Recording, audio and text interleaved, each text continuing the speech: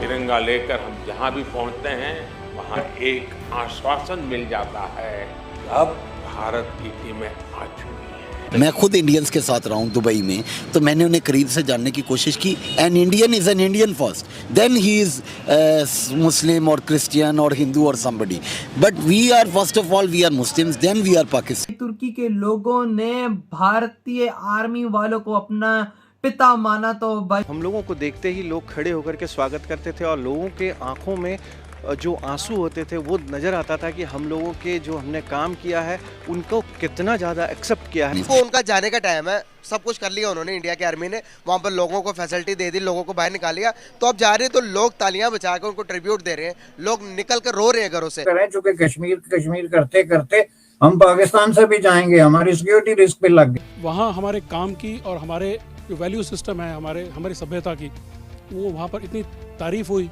कि हर कोई चाहता था कि हम किसी न किसी तरीके से हिंदुस्तान से जुड़े हैं कि रियासत पाकिस्तान को छोटे छोटे हिस्सों में तोड़ दिया जाए। उन्होंने अपना नाम जब इंडिया रखा और हिंदुस्तान रखा और भारत रखा, तो ये तीनों नाम तारीखी हैं। हम उनसे रिलेट कर पा रहे थे और वो हमें अपने एक तरह से देवदूत की तरह हम लोगों को देख रहे थे कि जहाँ पर भी ये लोग हैं तो हमारी पूरी तरह से मदद होगी। ऑपरेशन दोस्त के नाम से उन्होंने स्टार्ट किया है। ऑपरेशन दोस्त वो हमारा है और ऑपरेशन दोस्त जो है वो इंडिया। कि ये पाकिस्तान के लिए आखिरी मौका है कि वो बाइज्जत तरीके से जो है वो कश्मीर इशू से एग्जिट कर। एयरपोर्ट से हम वापस आ रहे थे तो हम सबके आंखों में आंसू थे कि हम वहाँ जो लोगों के साथ बॉन्ड बनाया उनसे जुदा हुए हैं, तो उनको छोड़ते हुए हमें दुख हो रहा था क्योंकि हमें लग रहा था कि हमारे बहुत ही करीबी हैं। सर, मैं इस कंट्री की यंग जनरेशन हूँ और मैं आपको आश्वस्त करता हूँ कि आने वाली जनरेशंस याद रखेंगी कि आपके देश ने हमारे देश के लिए क्या किया।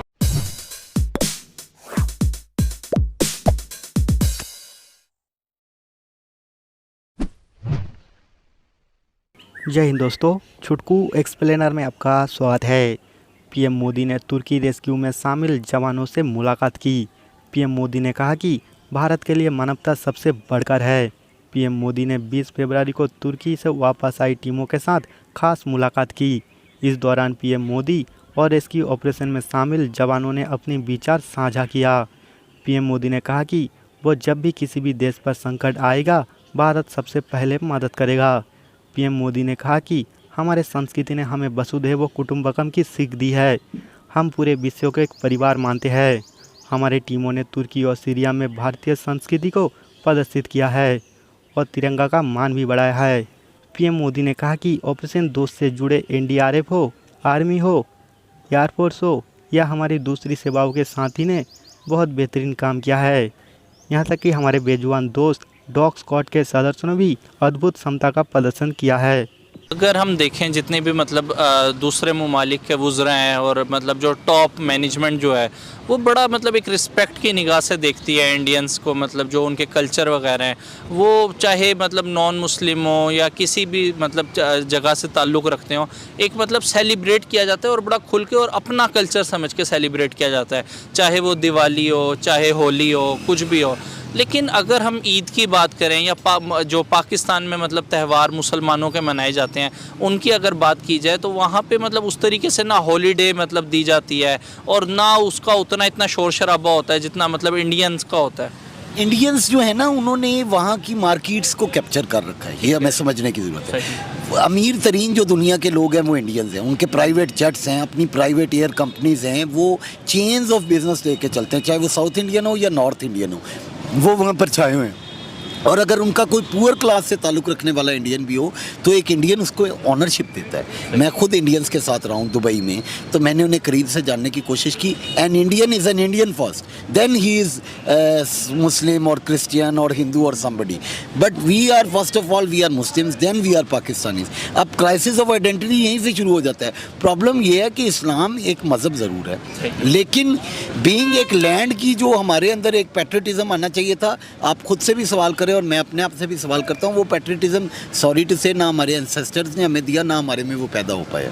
आने वाले टाइम में हो पाएगा या ये इसी तरह ही हम जिंदगी गुजार? मैं ये समझता हूँ कि इसको अगर आपने आइडेंटिफाई करना है इस मर्ज को, तो उसके डायग्नोसिस का एक ही तरीका है कि आपका नौजवान बाहर जाना चाहता है या पाकिस्तान में रुकना चाहता है। ये सवाल जब मैं नौजवान था, 17-18 साल का था, तो मेरा यही क्राइसिस ऑफ आइडेंटिटी था जो मुझे ऑस्ट्रेलिया और अमेरिका और दुबई के ख्वाब दिखाता था। क्या आज का नौजवान, आप मुझसे यंगर एज में हैं, ये सवाल कर रहा है कि उससे बाहर जाना है। अगर वो ये सवाल कर रहा है तो इसका मतलब है कि उसके पास पाकिस्तान में रुकने टिकने की कोई वजह नहीं है। मतलब आज के दौर में भी ब्रेन ड्रेन हो रहा है। ब्रेन ड्रेन हो रहा है। जो भी अच्छा जहन है, आपका अच्छा मगज़ है, वो बाहर जाना चाहता है, वो पाकिस्तान में रुकना नहीं चाहता। तो वो यहाँ की ऑनरशिप क्यों लेगा? जब हमारा बेहतरीन दिमाग, बेहतरीन मगज़ हमारा बाहर चला जाएगा तो यहाँ पर तो कूड़ा क्रिकेट बचेगा, और जो कूड़ा क्रिकेट बचेगा वो हमें, सॉरी टू से, हर क्लास में हमें मिलेगा, और वो बंद ज़हनियत के लोग हैं, वो हमें कहीं आगे नहीं लेके जा सकते। Last but not the least, आपने उनके साथ टाइम स्पेंड किया है दुबई में, आप बता रहे हैं आप रहे हैं। आपको नहीं लगता इंडियंस जो हैं वो मतलब एज अ नेशन जो है ज़्यादा नेशनलिस्ट हैं पाकिस्तानियों के? 100%, 110%। बल्कि हम पिछले दिनों एक बात कर रहे थे, एक अदबी महफिल में बैठे हुए थे कि उन्होंने अपना नाम जब इंडिया रखा और हिंदुस्तान रखा और भारत रखा तो ये तीनों नाम तारीखी हैं, जबकि पाकिस्तान इटसेल्फ तारीख में कहीं कोई नाम नहीं था। तो पाक लोगों का मुल्क, अब देखें, कोई इसकी हिस्टोरिकल पर्सपेक्टिव नहीं बनती। सो इधर से ही आप पता चल जाए कि हम 75 साला मुल्क हैं, ये याद रहे, और वो एक 5000 साला मुल्क हैं। 5000 साला मुल्क का 75 साला मुल्क से कोई कंपैरिजन नहीं हो सकता। 5 अगस्त के बाद ये सोच जो है डोमिनेट कर गई कि हमें डायरेक्टली जो है वो इंडिया के साथ नेगोशिएट करना चाहिए, और इसमें वो कुफ्ते भी शामिल हैं जो, जिनको आप अलाइदगी पसंद कहते हैं, या जो प्रो इंडिपेंडेंस हैं या प्रो आज़ादी हैं, या इवन इंडिया के हक में नहीं है, वो भी इस आवाज में शामिल हैं कि हमें इंडिया के साथ जो है वो डायरेक्ट नेगोशिएट करना चाहिए। अब अगर आप डायरेक्ट नेगोशिएट करेंगे तो उसके लिए आपका सबसे बड़ा मुतालबा क्या होगा?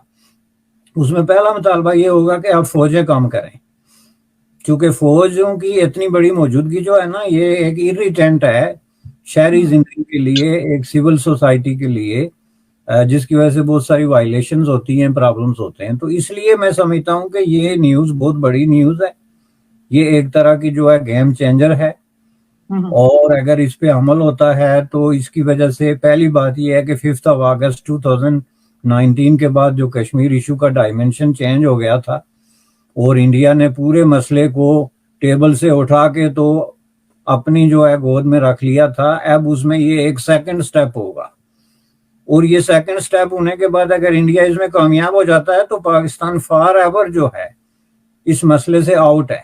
और अब पाकिस्तान की बेहतरी यही है कि वो इस पे इंडिया से बात करके तो बाइज्जत तरीके से एग्जिट ले, बजाय इसके कि उसको धक्का मार के बाहर निकाला जाए, जो कि हुआ है 5 अगस्त के बाद। वो उससे बाइज्जत तरीके से एग्जिट ले, तो बाइज्जत एग्जिट के लिए फिर इस प्लान का पड़ेगा, जो प्लान डायरेक्ट नेगोशिएशन का मसला है। मेरे नजदीक कश्मीरियों के साथ डायरेक्ट नेगोशिएशन, डायरेक्ट डीलिंग आप उसको कहें, डायरेक्ट डील कहें, कुछ भी कहें, लेकिन ये जो लफ्ज डायरेक्ट और कश्मीरी है, इनको अलग करके तो आप इस मसले को एड्रेस नहीं कर सकते।